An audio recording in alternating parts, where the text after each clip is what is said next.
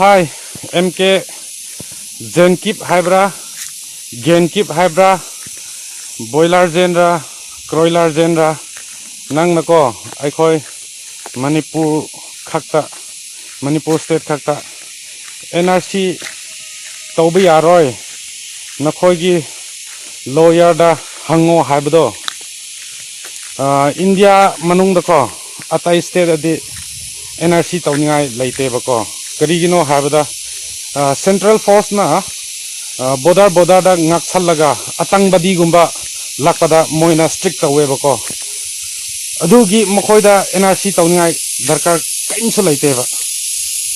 I call Manipur State, Yelhomi, Mapanda, NRC Taukadabani Haina, I call in a protest at Lise. I call the di Bodada, I call Bodada di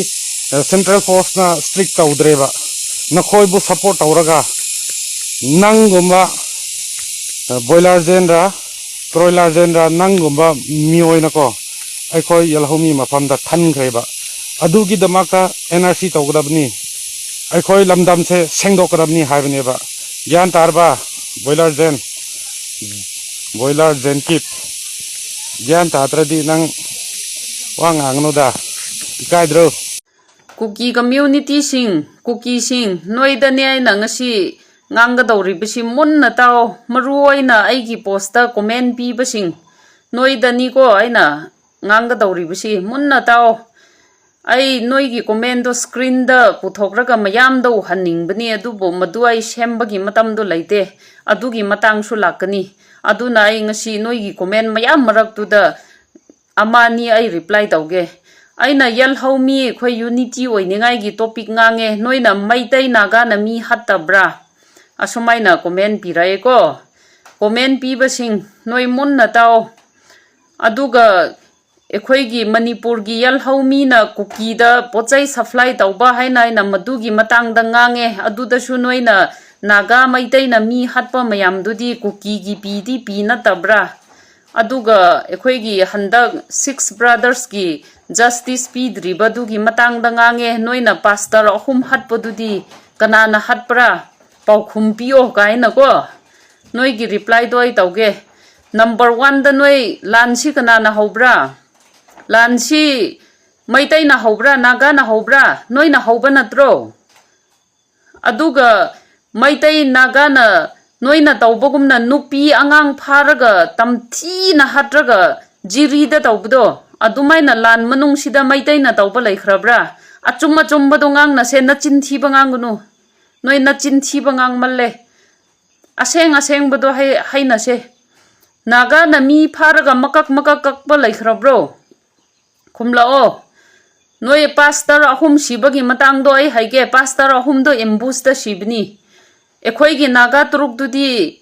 human being ama bu pharaga adusu innocent makak kakraga sumaina torture tawraga hatpagi right si noi onda kana na bibra noi gi deputy CM Nemcha kipken na pibra human being ama bu torture tawraga sumaina hatpagi right si kanang on su laite noi de adumaina hatlene noi lan ngam sungam roi maramdi noi gi niyom chumde ishor na yaroi niyom chumna lan tawdraga gramai noi lan ngam gadro ha na chinthi bangang nu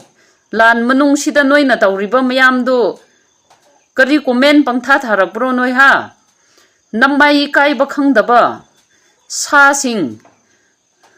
aigi posta noi comment tawrakanu ko gyan tao Karigino kuki singna ekhoi naga bu kacha naga herga naga ekhoi na sauri se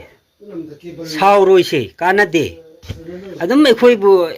embarrass annoy tawna ba pungkau kau bu ni adu saupham su thokte adu moi gi mingthon ji yam leye ba refugee Madasu pakka original refugee kakpa yadraba wahini aduga cannibal mihing chaba aduga uchi ahingba chaba ekhoi sauroi seba moina kaubudu kausunuba ekhoi kachara original ra we are naga moi gidi hojik aina Haikhre mayam de fake neba adu sauroi siko ekhoi naga sing great day.